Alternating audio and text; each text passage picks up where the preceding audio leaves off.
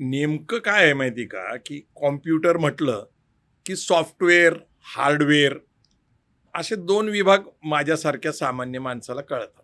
जी. म्हणजे आमच्या काळामध्ये कॉम्प्युटर आला 1990 नंतर. आम्ही शिकत होतो त्या काळामध्ये. आणि त्यानंतरची पिढी ही कॉम्प्युटर शिक्षित आणि कॉम्प्युटर अशिक्षित झाली. आता सॉफ्टवेअर, हार्डवेअर हे 2 विभाग झाले.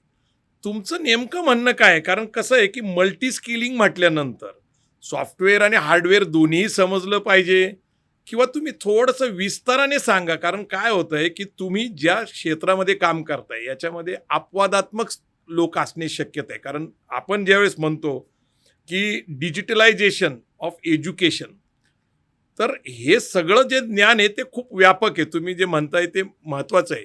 मग नेमकं काय केलं पाहिजे? कारण ते अधिक खुलाशाने सांगावं असं मला वाटतं. जी दादा, नक्कीच. उदाहरणासह सांगा. मग तुम्हाला सुरुवातच मी उदाहरणापासून करतो. बरं.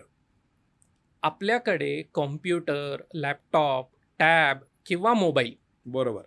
सगळ्यात जास्त प्रगत आणि सगळ्यात जास्त भारी असा कोणता ब्रँड तुम्हाला लगेच डोळ्यासमोर येतो? आयफोन. ॲपल. बरोबर. ॲपल. ॲपल हीच कंपनी तुमच्या डोळ्यासमोर का आली? का आली? त्याच्या मागचं कारण काय आहे? तर तुम्हाला सांगतो, ॲपलने जी काही इकोसिस्टीम डेव्हलप केली आहे, बरं. म्हणजे ॲपल व्यतिरिक्त पण बऱ्याच कंपन्या आहेत, आहेत. जसं मायक्रोसॉफ्ट आहे किंवा डेल आहे, अशा बऱ्याच कंपन्या आहेत. परंतु प्रत्येकाच्या डोक्यामध्ये ॲपल काय येतं? बरं. त्याच्या मागचं रिझन सांगतो. ॲपलचे जे पण काही डिझाईन इंजिनियर्स आहेत, बरं. त्यांना हार्डवेअरचंही नॉलेज आहे, सॉफ्टवेअरचंही नॉलेज आहे. त्यांना प्रोग्रामिंगचं पण नॉलेज आहे, त्यांना डेटाचं पण नॉलेज आहे. आणि म्हणून ॲपलच्या सिस्टीम लोक का प्रेफर करतात? त्याच्या मागचं कारण, सॉफ्टवेअर ज्याने बनवलंय त्याला हार्डवेअर परफेक्ट माहिती, हार्डवेअर ज्याने बनवलंय त्याला सॉफ्टवेअरचं चांगलं माहिती, त्यांना डेटाचं चांगलं माहिती आहे, सिक्युरिटीचं चांगलं माहिती आहे.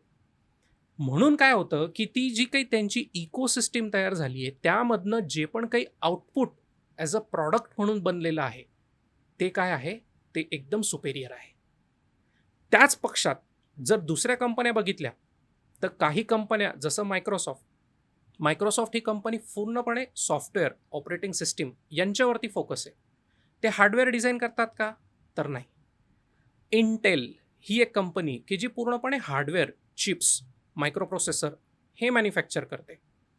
मग इंटेलच्या हार्डवेअरवरती मायक्रोसॉफ्टची ऑपरेटिंग सिस्टीम जेव्हा वापरली जाते, त्यावेळेस त्याच्यामध्ये बग्स, अनस्टेबिलिटी ही लोकांना अनुभवायला मिळते.